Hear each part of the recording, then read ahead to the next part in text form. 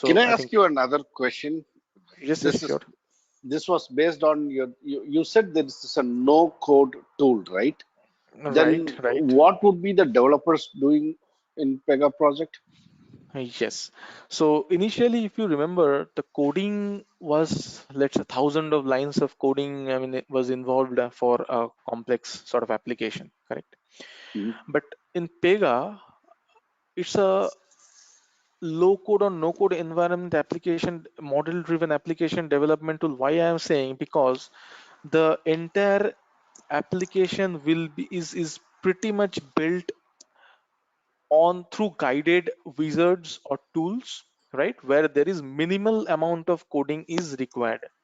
Okay, as a business architect also, you can develop a simpler application using their workflow model. Okay, but Mhm. there are different studios which will come into picture. I mean, that obviously the development guys will have to put their hands in a bit of development. Yes, and everything cannot be done by a business architect, so that's why there are different studios or different environments. But the way Pega is moving is towards a minimal development tool, where there are very, very, very less development is required from the coding perspective, right? And the majority of the, I mean, let's say, the application would be built depending upon the how the workflows or the cases are created. I mean, it's a model driven development. When I will be going through this, then you will be able to understand more, right, why I am calling it as a low code or a model driven development tool, right? But it doesn't require that conventional coding and all, because those are being done, and it provides you with a standard, let's say environment, depending on, based on which the business architects can quickly build a, let's say, smaller case in order to project the client during the DCO sessions, so the requirement gathering sessions. And on top of that, the development and the technical team is there to extensively develop the application using the Pega platform. Okay, so most of the things are drag and drop. Right, right, and most of the things are drag and drop. But that doesn't mean that there is no coding involved, right? It's moving toward that direction, but still there are, obviously, if you want to customize, I mean, Pega provides certain standard, what I would say, I mean, out of the box platforms, right? Let's say when you are working on a healthcare project, right? Mhm. So for that, you have the Pega's CLS, I mean, the Life Cycle Foundation platform, right, which already provides you with a drug dictionary, and already provides you with certain, let's say, platform which will help develop on top of that, or help customize on top of the OOTB platform, depending upon the client requirement. So if you are on a banking project, so already Pega is providing with a Pega KYC platform, right? So that it's a vanilla platform, and depending upon the client's requirements, or depending upon the customized requirements, the development team obviously need to put their hands on and develop, right?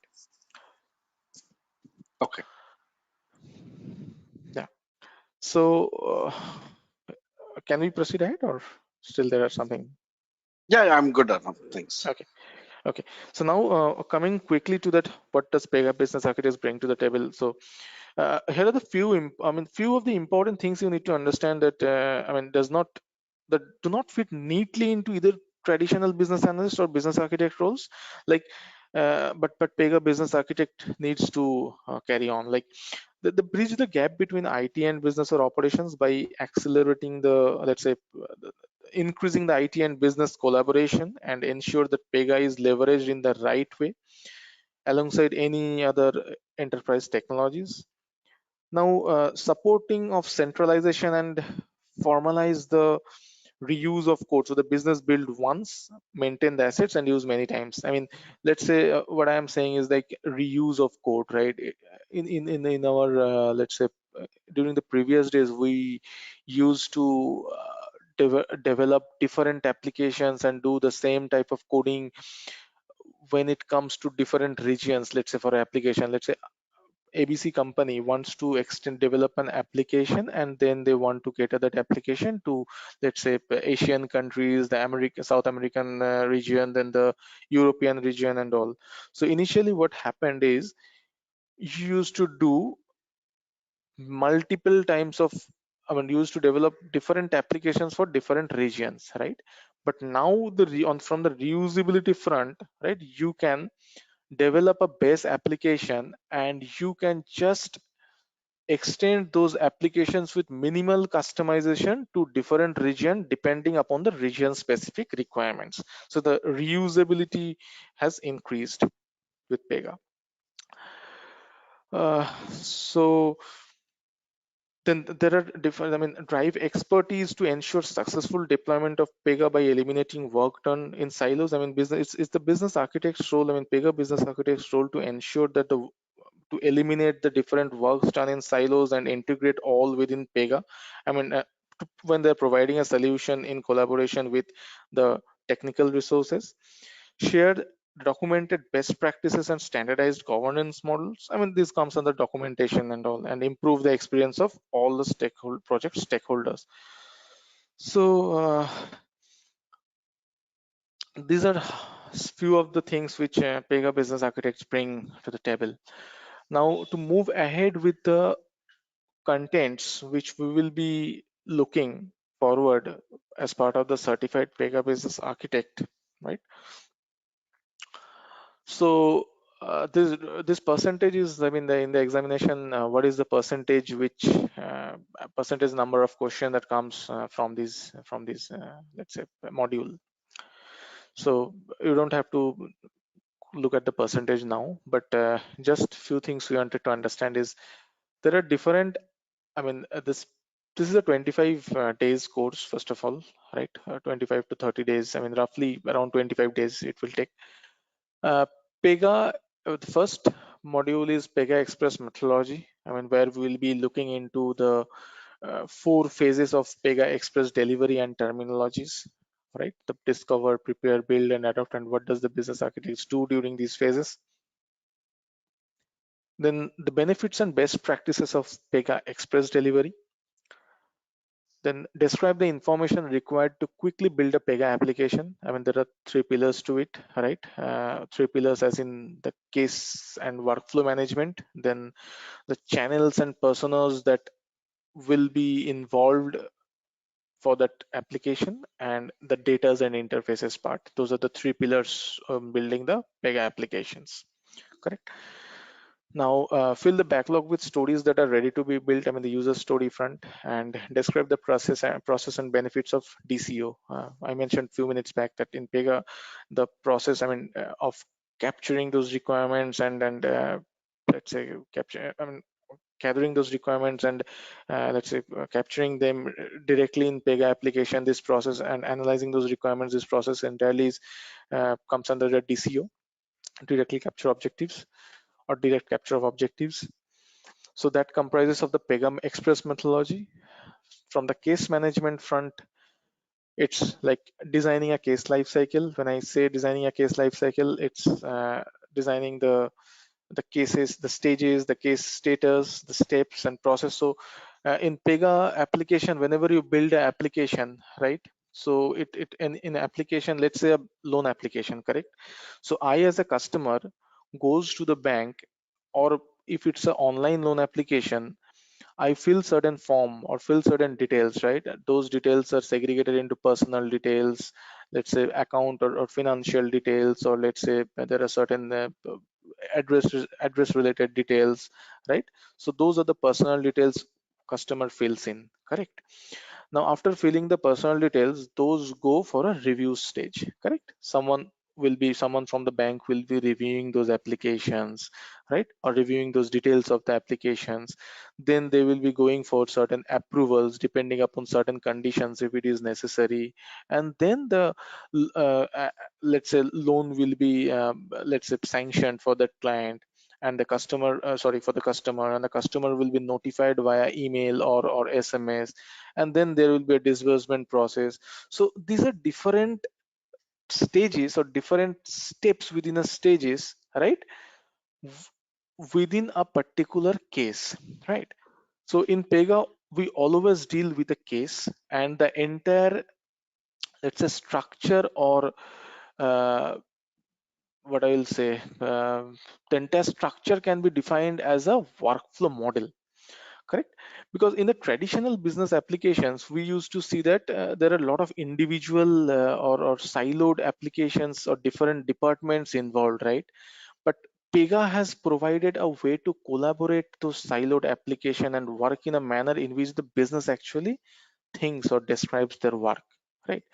So when I say a workflow, so in a workflow there are different stages involved. Within those stages there are different steps. So the first stage, if I say in the workflow model, that's why I call it model driven development.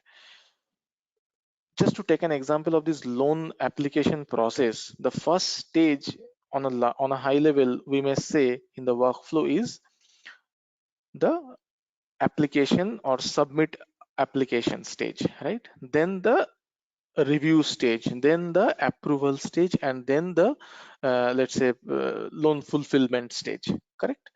So within this submit application stage, we have different steps that the users perform, right? Whoever will be working on that case for that particular customer, or for that loan application for the customer, they will be performing certain steps, right? Within the application, they need to, they need to fill the application on behalf of the customer depending upon the interaction with the customer. Then they need to they need to, let's say, provide or attach the signature. Then they need to provide or attach certain documents as a proof of let's say address or something, correct? So there are different steps within that stage, right? So that's why we call it a model driven or sort of a workflow development. And in PEGA, everything is dependent on a case, or every application, as I mentioned in a loan application, there is a case, right? And the case has got a life cycle, correct? So these case types, actually the case types are like in PEGA are abstract model of business transactions, right? It highlights the journey of a life cycle of a business process by defining the workflow model through different stages and steps, which I just mentioned. It will get more clearer when we look into the modules or when we look into a case, right? And an instance of a case is of a specific transaction in the case. So let's say in PEGA, the application is developed in such a way that or if we take the online order which we generally do in Amazon or Flipkart, right? So generally I as a user, I log into my Amazon account, correct? And after logging into my Amazon account, I then select those, I browse through those product catalogs, right? And then I select those product catalogs. So then once I select it, then I go to my cart, right? Then after going to my cart, I provide my shipping and billing details. Then after I confirm my cart and do the payment, then those are shipped and the order is finally delivered. So there are different stages, right? But for a customer, each action or each journey is defined by a case type, right? So the case type consists of this journey where the customer will, any customer will come, they will browse the product catalog, they will select the product, they will uh, confirm the payment mode, the product will be shipped depending upon the availability, and the product will be delivered to the customer. So this is the entire journey, and that is depicted by a case type for every customer. Now when I log into my Amazon account, then case for me it's a case. When you log into your account, then for you it's a different case depending upon that case type only. The case type is common across all the customers, that the journey is common, whatever the customer will do, right? Now there are individual cases depending upon the customer who logs in and who selects those products. Like C001 is a case which belongs to me, when the back office users will track what products have been chosen, or whether that products those are chosen are there to be shipped or delivered. So that they will refer C001, which belongs to Arnab.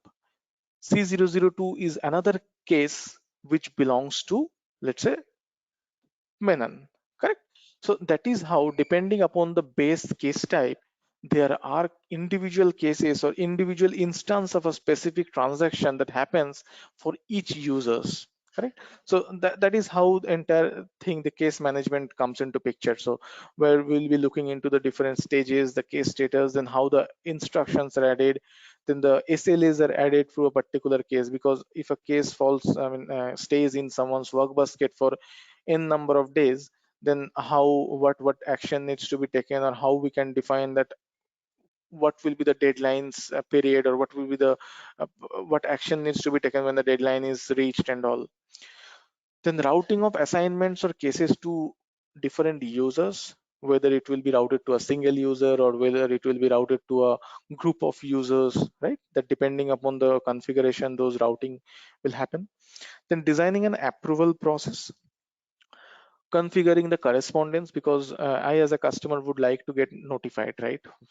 Depending upon the stage of where my case is. Correct. So whether it be, be it be a email correspondence or through a SMS notification, I would like to get notified. So how to configure those correspondences? Then identification of duplicate cases, then optional actions to a workflow. When I say optional or alternate actions, I mean there can be scenarios, it is pretty let's say common, that a user, while ordering some products on Amazon, after selecting the products, they cancel those, right? So that is not the conventional flow. The primary flow is you select a product, you confirm the payment, the product gets shipped depending on the availability, and the product is delivered to your home or office. That is the primary flow. Now the optional or the alternate flows can be canceling a product, or let's say you once the product is selected, right, the product is not there to be shipped to you, and then you are notified that this product cannot be shipped. So there are multiple scenarios, right? So these are the optional actions or optional flows. Then automate certain workflow decisions and conditions on a decision step. Automating certain decisions, not every decision or not every action is manual, right? There are certain automated decisions as well. Let's say if the loan application amount is let's say less than 30 lakhs, it will do not require any approval, and the loan will be sanctioned. But if it is more than 30 lakhs, then it will go for an approval step, right? So skip a stage or process. So depending upon the requirement or depending upon the configuration made, a stage can be skipped or a process can be skipped. Just as I mentioned, the approval stage can be skipped if the loan amount is less than a certain amount, right? But if it is more than that amount, then the case will move through the approvers stage, where certain approvers will need to approve the case. Then creating a child case. This is the parent-child case concept.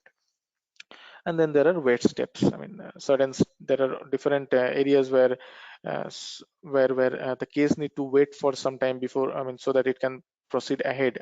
Why the case will be waiting at that step? Because some other users might need to provide certain decision, right? So let's take an example, like when you were let's say you have applied to an organization, you have cleared the interview. Now there is a background process, background check, right? So the onboarding, let's say the onboarding process or onboarding case for a candidate. So the onboarding case cannot proceed ahead until the background verification happens, right? So the background verification needs to happen. Until that point, the case needs to wait. So there we make use of the wait step functionality.